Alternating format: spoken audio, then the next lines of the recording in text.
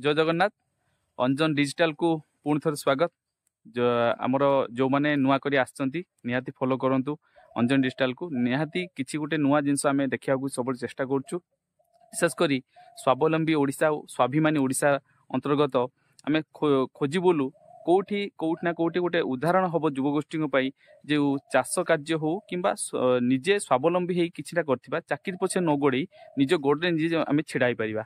तो सही परिप्रेक्षी आज आम आसी पहुँचीचु बाहानवा ब्लॉक खरासपुर पंचायत बनमाली जेना पाखरे जी ओल्लो चाष करी जोटा को आप हाइब्रिड ओल्लो कहते निज भाषा आम बेले आंध्रा ओल्लो कहूँ ओल्लो चाष करी निजे स्वावलंबी होती आ सहित किसी युववर्ग भी से गोटे उदाहरण सृष्टि कर पूर्वर आम देखु आप स्ट्रॉबेरी चाष जाइला मखाना चाष आ बर्तमान अच्छी ओल्लो चाष तेणु देखिपे मो पछपटे ये गुड़िक ये पत्र गुड़िक सब गुड़िक हूँ ओल्लो आप आंध्रा ओल्लो कहतु जहाँ कहतु तो देखिपे से जिनस गुड़िक आउ ए विषय आम पाखरे से अच्छा पचारि बुझिया केमितिका से कार्य से आरंभ करते चाष कार्य आमी से लाभ पाँच गोटे किसी ना कि गोटे परामर्श देवे आजिकार युवपीढ़ी जो मैंने चाकरी पछे गोड़े गोड़े लास्ट को शिक्षित बेकार हो जाती किसी चाकरी भी करना कि निजे गोड़ भी छिड़ा पाना आसतु पचारि बुझा ना बनमाली जेना घर कौटी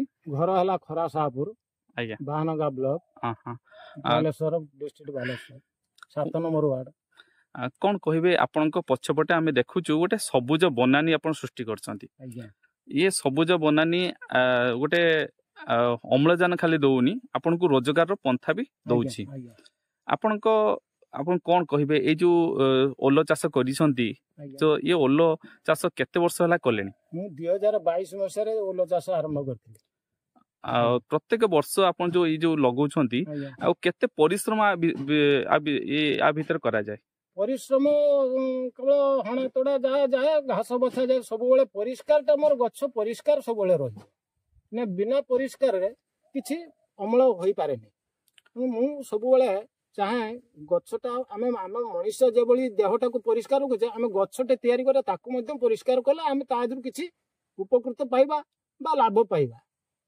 जोति पई कि मु सेही लाइन की जाईची आज मु वर्ष को हाराहारी लक्ष पाखापाखि टंका मु रोजगार करुच्ची आईथि मु परिवार पोषण होची मु चाहूँगी आगु को मध्य एई भली किछि चाषी चाष करी उपकृत होंतु कौन कहे ये ओल्लो चाष रे आपण केते गछ लगांती हाराहारी केते आपण पांती केते परिमाण रो ओल्लो पांती केते गछ लगेइचंती तथापि 1000 परे अछि गछ गोटे गछरु केते केजी रो ओल्लो बाहरिबो सर्वनिम्नटा 5 किलो 5 किलो 5 रु 15 आ ई ओल्लो चाष उपरे आपण कोठु प्रेरणा पाइले कोठु आपण जानिले ओल्लो चाष उपरे आ हाकु सेमते मो किछि प्रेरणा पाइ नाही जोति पई कि हमरो नायक बंदर मु बारीपुर हाट रास्ता सेठी जने उल्लो जने नउथला बिहन लउथला मु ता पचाली से मते कहला जे एटा जे आंध्रा उल्लो लगेबा मु से तारी पाखरु सही दिन 50 किलो उल्लो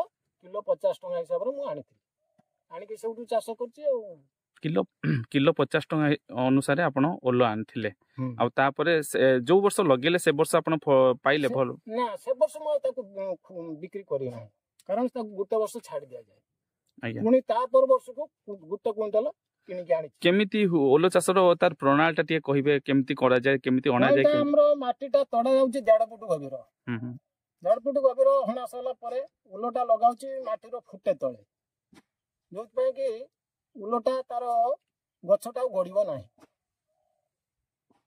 जदि ऊपर आमे लगे दबा ऊपर कि तण गछटा गड़ी पड़िबो गोटे गछ आ गोटे गछ मध्य रे केते व्यवधान 3.5 फुट 4 फुट रहबा निहात आवश्यक आ गोटे ओल्लो गछ केते फुट लंबो होई थाय मिनिमम तार अति कम टा तार साइज टा होची 3 फुट रु 3.5 फुट रहबा आवश्यक आ अधिक हेले से गछ भांगी पड़िबो एवं अमल कम द आउ ओल्लो चाष सहित आपण आउ कोन चाष करंती ओल्लो चाष सहित मोर कदली चाष अछि खंबाळो चाष मध्ये अछि आ विभिन्न प्रकार पनीपरिया मध्ये ता भीतर होछि कौन कहे आजिकार युवपीढ़ी जो माने शिक्षा पथरे आगे चलती किसी पाठ पढ़ी कि चाकरी करेंगे यही पथ जाई जाई बेले बेले से शिक्षित बेकार भी सम्मुखीन होती आउ चाष ଠାରୁ ମୁହଁ ଫେରି ନେଉଛନ୍ତି କାହିଁକି ନା ଓଡ଼ିଶାରେ ଧାନ ଚାଷର ବିକଳ୍ପ ପନ୍ଥା ଆମ ପାଖରେ କିଛି ନାହିଁ।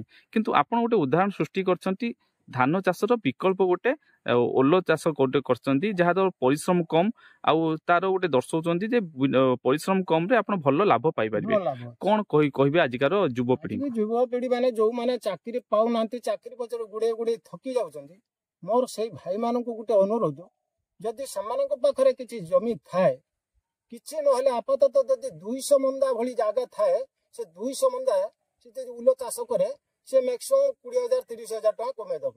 ତାକୁ ଯଦି ଠିକ ହିସାବରେ ପ୍ରତିପାଳିତ କରିବ, ସେ 20-30,000 ଟଙ୍କା ଆରାମସେ କମେଇ ଦେଇପାରିବ। ଆଉ ଏଇ ଯୋଉ ଓଲ ଚାଷ ଆପଣ ଯୋଉ ଲଗେଇଛନ୍ତି ଏଟା କେତେ ମାସରେ ଅମଳ କରାଯିବ? ଏଟା ଆପଣଙ୍କର ହିସାବ କରିଦିଅନ୍ତୁ, ଏପ୍ରିଲ ଷ୍ଟାର୍ଟ, ନଭେମ୍ବର। ଏପ୍ରିଲରେ ଲଗେଇକି ନଭେମ୍ବରରେ ଆପଣ ଅମଳ କରିବେ। ଆପଣ ଏଇ ଓଲ କୋଉ ବଜାରରେ ବିକ୍ରି କରନ୍ତି ଆଉ କେମିତି କଣ ବ୍ୟବସାୟ ନିଅନ୍ତି ଆପଣ ପାଖରୁ? ମୁଁ ଆମର ଏଇ ଖରାସାବରୁ ମାର୍କେଟରେ ବିକ୍ରି କରେ, ବେପାରୀ ମଧ୍ୟ ଅଛନ୍ତି, ସେ ବେପାରୀ ବି ନେଇଯାଆନ୍ତି। କେଜି କେତେ ହିସାବରେ ବିକ୍ରି ହୁଏ?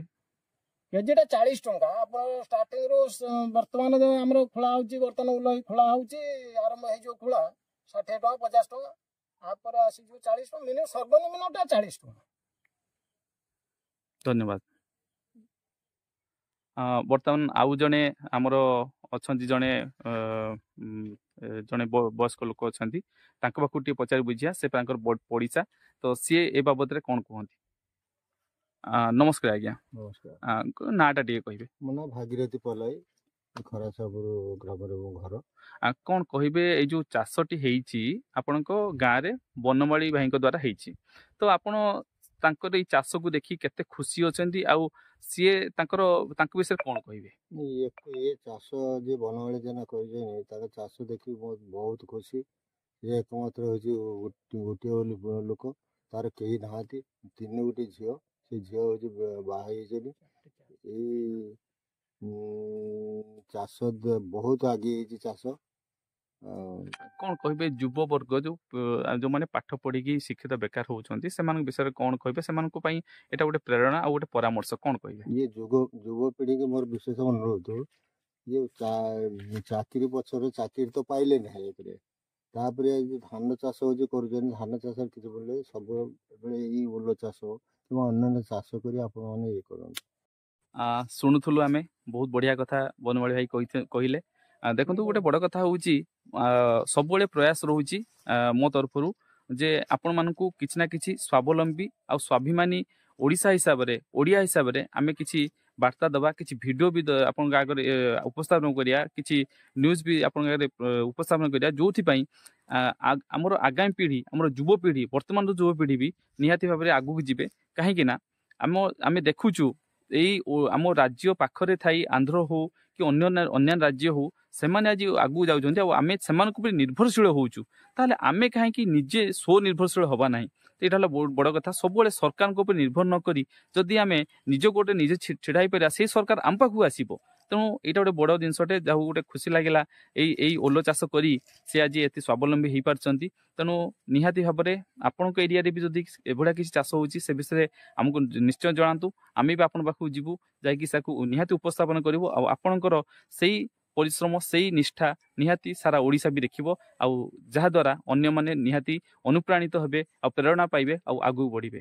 ତେଣୁ ନିହାତି ଭାବରେ ଆପଣ ଆଗାମୀ ଭିଡ଼ିଓରେ ବି ଦେଖିପାରିବେ ଅନ୍ୟାନ୍ୟ କିଛି ଚାଷ ହଉ କି ସ୍ୱାବଲମ୍ବୀ ହଉ, ଯାହାକୁ ନେଇକି ଆମେ ଆପଣଙ୍କର ଉପସ୍ଥାପନ କରିବା। ତେଣୁ ଆଜି ପାଇଁ ଏତିକି। ସ୍ୱାବଲମ୍ବୀ ଓଡ଼ିଶା, ସ୍ୱାଭିମାନୀ ଓଡ଼ିଶା ହେଇ ଆମେ ଆଗକୁ ବଞ୍ଚିବା। ଜୟ ଜଗନ୍ନାଥ।